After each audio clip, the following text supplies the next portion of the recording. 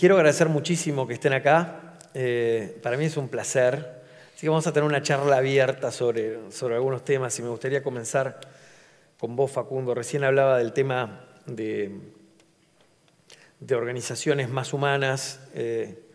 Claramente yo veo nuestro trabajo esencialmente, además de ser un sistema operativo para la organización del futuro, lo veo como una máquina de generar empatía, ¿sí? Una máquina de humanizar tecnología. Que en general hablamos mucho del tema cuando no hablamos demasiado del tema cuando nos referimos a las organizaciones, pero uno sospecharía que mucho del éxito de una organización tiene que ver con la empatía. ¿Qué rol tiene? ¿Qué sabemos desde la neurociencia alrededor de la empatía?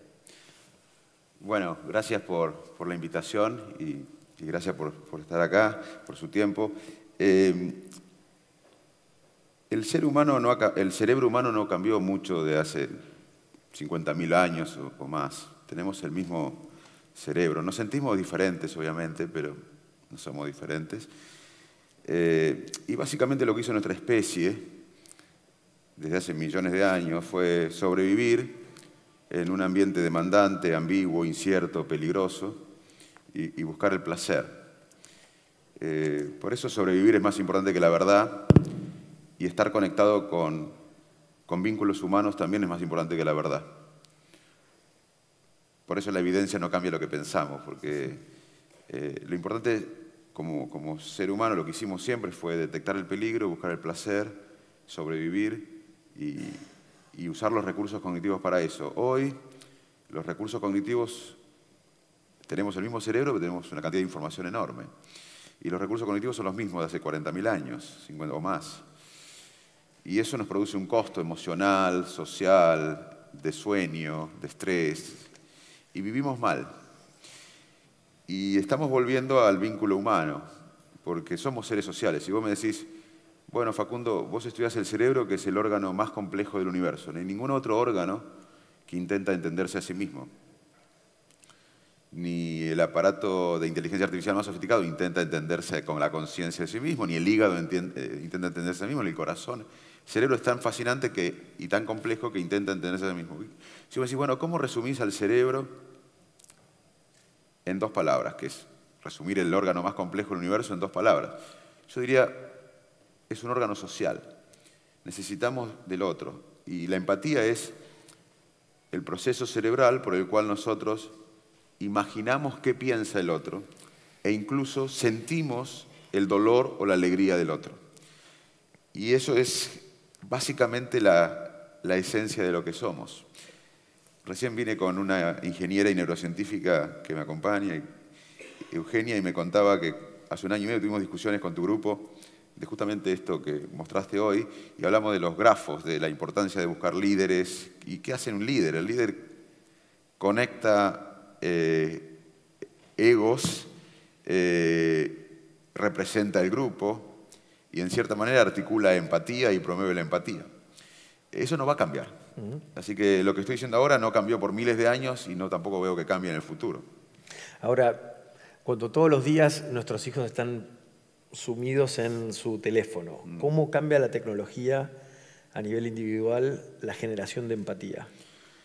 Bueno, mi próximo libro, sale ahora en la Feria del Libro, es El futuro del cerebro. Y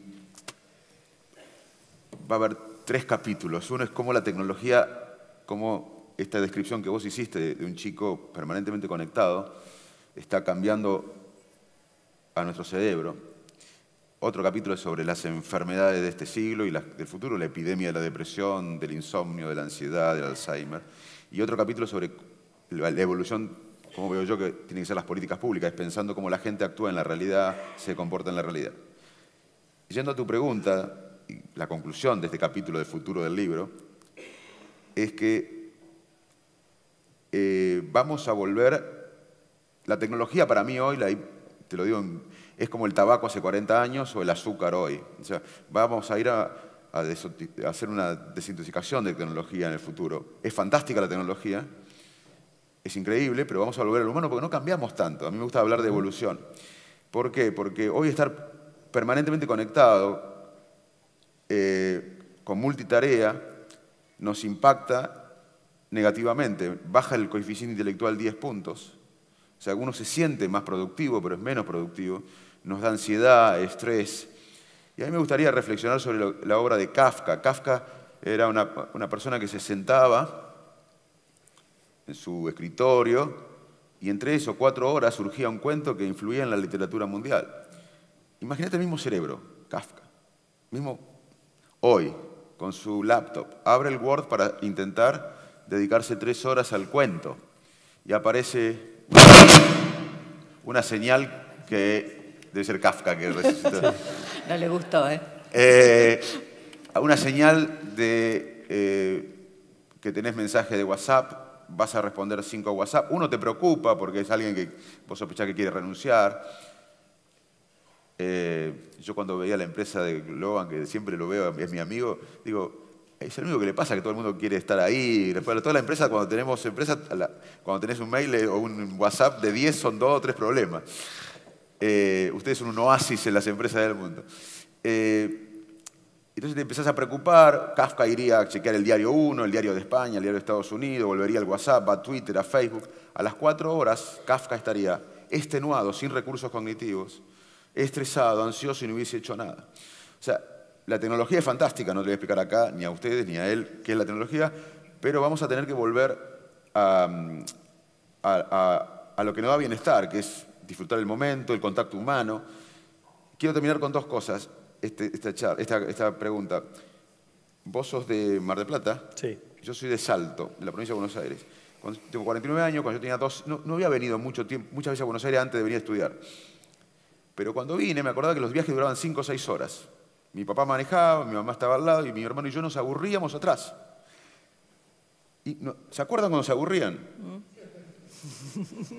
Imaginábamos, o sea, venía San Andrés de Giles, Carmen de Areco, Luján, y nosotros soñábamos, nos imaginábamos, lo veíamos a mi papá. Hoy mis hijos, se les agota la batería del iPad y me piden el celular. O sea, están permanentemente en un viaje de 1 hora o 2 o en el avión conectados. Vamos a tener que volver a soñar, vamos a tener que volver a tener introspección, vamos a tener que volver a aburrirnos, porque no cambió mucho el cerebro humano. Nosotros nos sentimos diferentes, pero en la evolución somos parecidos a un cerebro humano de hace 100.000 años. Entonces, esto tiene un costo en nosotros. Y la tecnología puede ayudar también a que nos avise, es decir, pará un poco, conectate, porque la conexión humana es irreemplazable, el vínculo humano es irreemplazable.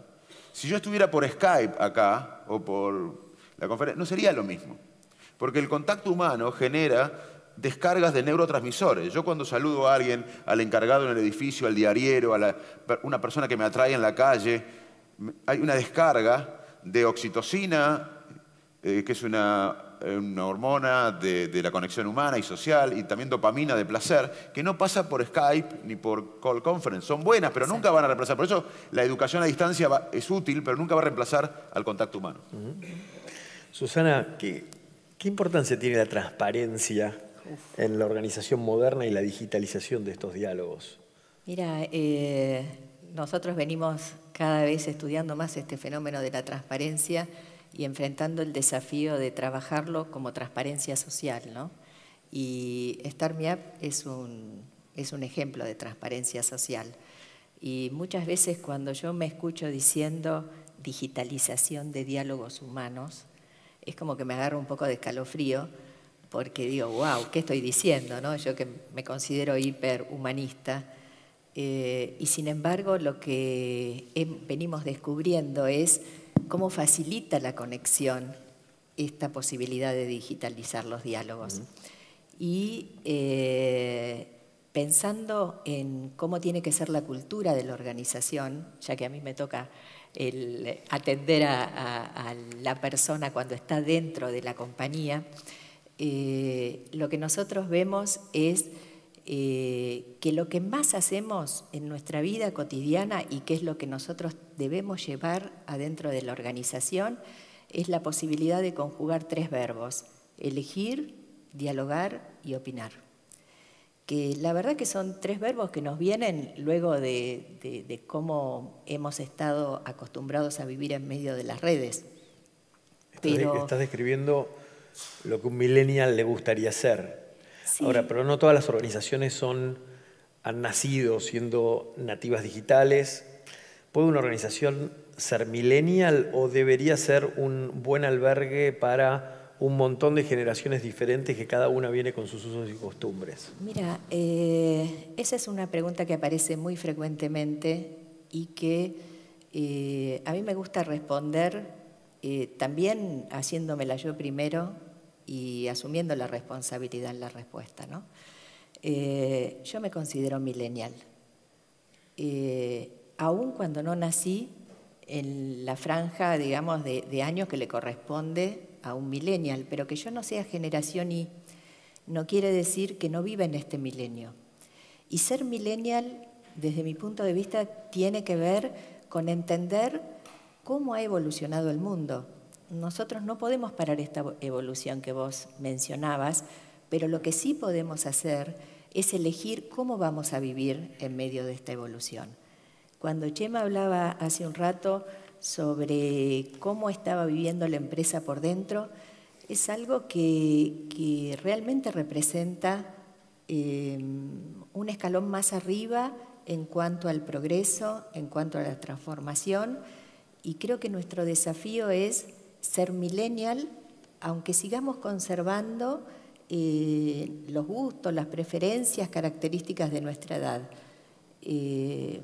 Pero la transparencia social se impone, hayas nacido en el año que sea, ¿no? Yo me siento millennial. Buenísimo. Y Facundo, en estas semanas hemos estado hablando mucho sobre Facebook, las islas de información, la manipulación de la información, incluso cómo estas islas de alguna manera generan oportunidades para populismos. ¿Cómo, digamos, teniendo en cuenta los hilos organizacionales, y uno ve en las organizaciones también sean este tipo de cosas? Cuando tenés a alguien que te dice, sí, llename este formulario que en 2 días, dentro de los próximos 2 días te contesto, ¿no? ¿Cómo funcionan estos esquemas mentales que nos tienden a aislar y cómo crees que podemos ayudarlos a romper estos hilos? Bueno, volvemos a la evolución. Para entender nuestro cerebro, ¿ustedes nunca se preguntaron por qué somos humanos? Bueno, hice una pregunta que nadie respondió, no sé si... Pero damos por sentado que hablamos, damos por sentado que vivimos en grupos complejos, que nos vestimos, que hacemos este edificio, que hacemos Globan, que hacemos Ineco, que trabajamos como Susana en ayudar a corporaciones. ¿Pero por qué somos humanos? ¿Por qué nos diferenciamos de otras especies tanto, culturalmente, si tenemos casi la misma composición genética que algunos primates? Nosotros no somos tan diferentes con algunos primates en composición genética, siendo que culturalmente somos muy diferentes. Y algunos circuitos cerebrales, como la agresión, el olfato, por ejemplo, el peludo tiene un sistema olfatorio más complejo que el olfato nuestro, porque ellos viven del olfato, nosotros no. Es decir, algunos circuitos cerebrales tan desarrollados como los humanos, o más incluso, en algunas especies, y compartimos con las otras especies, somos bastante similares genéticamente. ¿Por qué somos humanos? Bueno, por miles y miles y miles y miles de años de evolución, donde hubo saltos evolutivos. Un salto evolutivo es ser bípedos. Nosotros no siempre fuimos bípedos. Ser bípedos nos dio lugar a la bipedestación, nos dio lugar a la gestualización. La gestualización presionó para que se cree los gestos, para que aparezca el lenguaje. Nosotros no siempre hablamos como especie. Luego otro salto evolutivo fue uno muy importante, que fue la capacidad de vivir en grupos complejos. Después la capacidad de manipular al otro, de manipularnos a nosotros, de engañarnos, etcétera, etcétera. ¿Por qué? Para responder la pregunta de Guiber, para mí fue fundamental aclarar esto de la evolución nuevamente. Porque hace miles y miles de años, nuestro antepasado, cuando estaba en el bosque, que tiene el mismo cerebro que nosotros, disculpen porque estoy hiriendo el ego, que no somos tan diferentes, cuando nuestro antepasado hace 40, 50 mil años o más estaba en el bosque y veía una sombra, no empezaba a racionalizar si la sombra era un oso agresivo que lo podía matar o de una rama que se movía. Disparaba. porque si él analizaba las características de la sombra para ver si era de un oso o no, para quedarse o no, si era del oso quizá no vivía, no había otra oportunidad. Primer concepto, es más importante sobrevivir que la verdad. Voy a los fake news y a los hilos y a los esquemas mentales. Primer concepto, en nuestra evolución es más importante sobrevivir que la verdad. Y lo otro que es importante, más que la verdad, es pertenecer a un grupo social, porque somos seres sociales. Les cuento un dato. Hace unos años, Lancet, una revista más prestigiosa de medicina, publica un artículo que las vacunas producían autismo, un pánico en el mundo. Luego, todos los padres que vacunaban a los chicos pensaban que podían estar vacunándolos y aumentando el riesgo de autismo, terrible. Luego se dieron cuenta que ese artículo fue un fraude, penalizaron al autor, sacaron el artículo del Journal, que eso es algo inédito en la medicina, y hubo mucha evidencia científica, y hay mucha evidencia científica que las vacunas no producen autismo. O sea, es un hecho concreto, las vacunas no producen autismo. Sin embargo, en el mundo hay mucha gente que cree, tiene esquemas mentales, que las vacunas producen autismo. Esa gente confrontada con la evidencia, no razona que la evidencia cambia su esquema mental. Lo que hace esa gente, busca otro que piense igual que ellos, que la vacuna produce autismo. Porque para nosotros es más importante pertenecer a un grupo que la verdad. Y además la evidencia que confronta nuestros esquemas mentales, vos de Mar del Plata, yo de Salto, con tus padres, tus vecinos, tus tíos, la raviolada, el país, la hiperinflación, el aprender inglés. Aprender inglés. Es distinto hoy los esquemas mentales que formas a tu hijo, que ya sabe inglés por su colegio bilingüe, que no sé si come tanto ravioli los domingos, ni tiene tío que tienen PAMI. Entonces, los esquemas mentales de tuyos y de tus hijos, de mis hijos, son diferentes. Y uno va construyendo esquemas mentales. Cuando la evidencia contradice los esquemas mentales, se produce un disconfort cognitivo. Entonces, ¿qué hace uno? Descarta lo que no coincide con lo que uno opina. Entonces, a la mañana nos levantamos y leemos los editorialistas que coinciden con lo que nosotros pensamos. Seguimos en Twitter a la gente que piensa como nosotros. Vamos por la vida con nuestros esquemas mentales, con nuestros prejuicios, con nuestra visión, porque no podemos analizar todo. Entonces, nuestros esquemas mentales nos ayudan a vivir automáticamente, que es como vivimos. Por eso, después otro tema que podemos charlar es cómo la inteligencia artificial, si superará a la humana y demás. Nosotros somos parte, el cerebro humano es cuerpo y cerebro, no es cerebro solo. El cuerpo tiene impregnados memorias. Entonces, vamos por la vida en forma automática, descartando lo que no coincide con nosotros, con lo que pensamos previamente, y tomando en cuenta lo que coincide con nosotros. Porque si no, tenemos un conflicto cognitivo.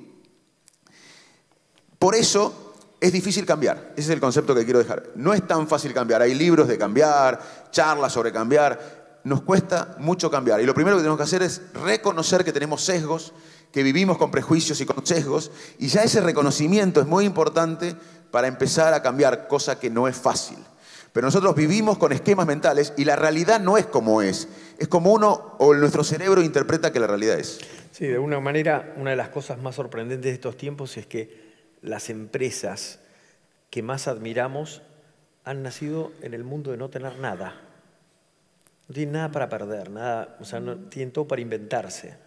O sea, Uber, la compañía más grande de taxis del mundo, no tiene ni un solo taxi. Airbnb, la más grande de real estate, no tiene ningún edificio.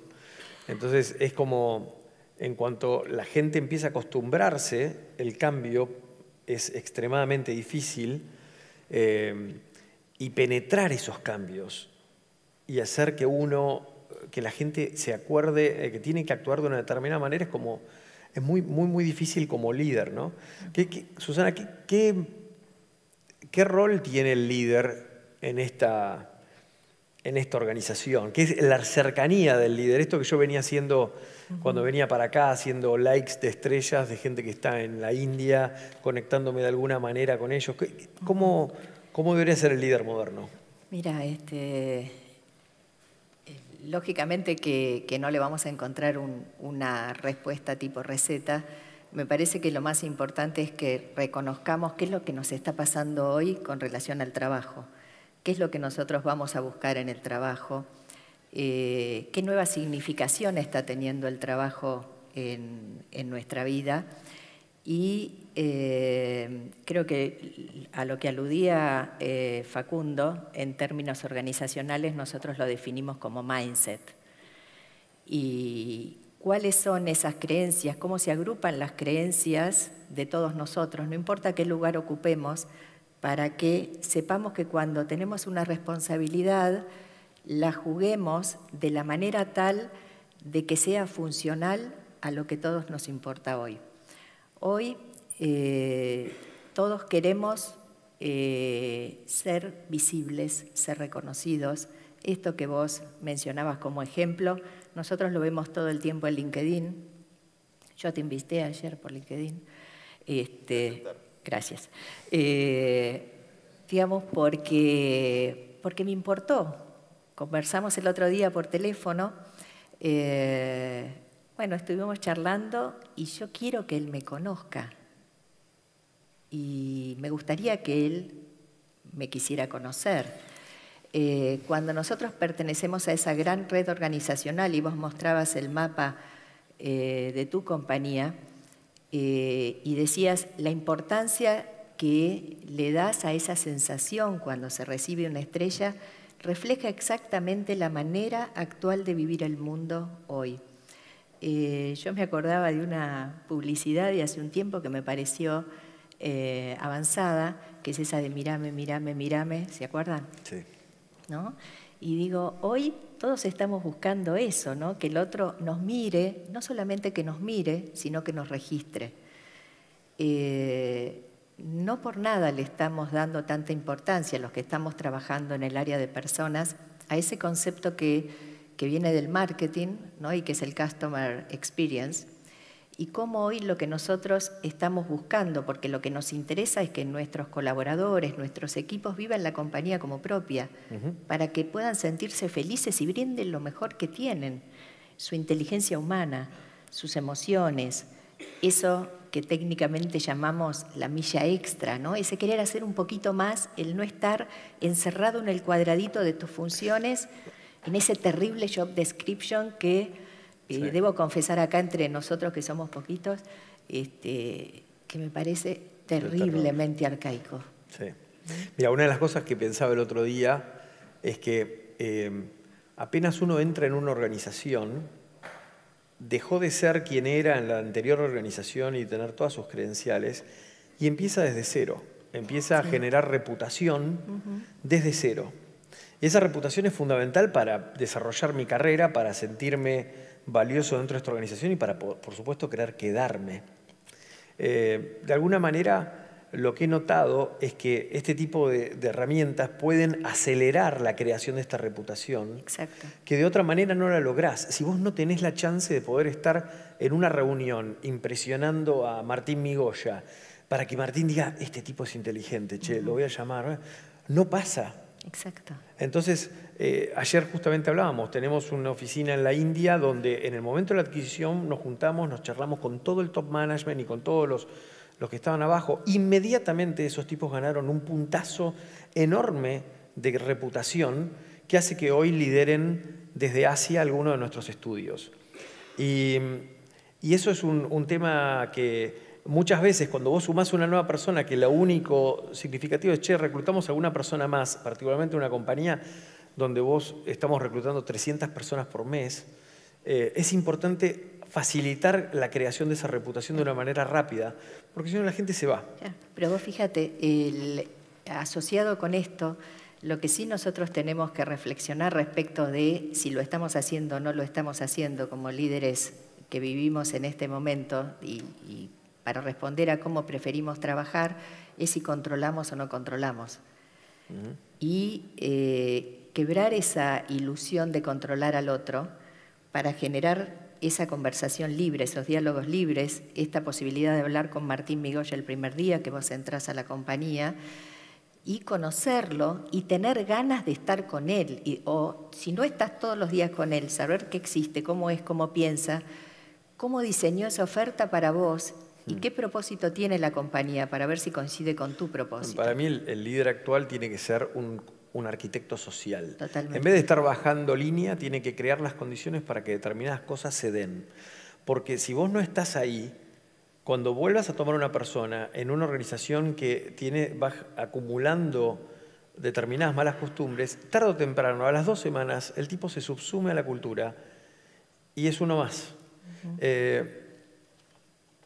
Pero bueno, no quería... Estas condiciones se crean, y esto que vos decís lo completo con el concepto de hábitat organizacional, que es un concepto que viene de la arquitectura, que son los grandes especialistas en diseñar espacios para que las relaciones ocurran, y de la biología, que en ese pequeño hábitat uno crea las condiciones favorables para que esos fenómenos deseables también ocurran.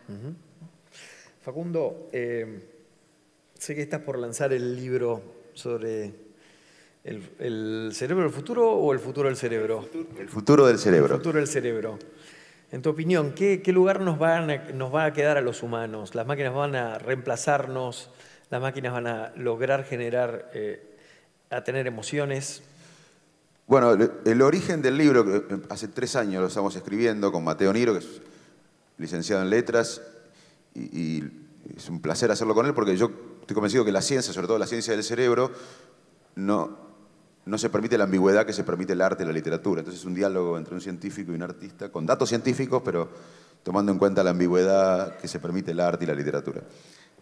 Y el libro nace porque, como experto en el estudio científico de la mente humana, del cerebro humano, empecé a leer libros internacionales de gente que no estudiaba el cerebro, que era o historiadora o experto de Google o de universidades tecnológicas, o sea, tecnólogos, futurólogos, ingenieros e historiadores que predecían el futuro, que las máquinas van a superar al cerebro humano, que vamos a tener digital immortality, o sea, que cuando vos te mueras físicamente, vamos a tener toda tu memoria de Mar del Plata. Hoy a la tarde tenemos a alguien que intentó hacer eso. No sé cómo llamarlo, pero en pendrive, que es medio antiguo, ¿no? Pero tenerlo en...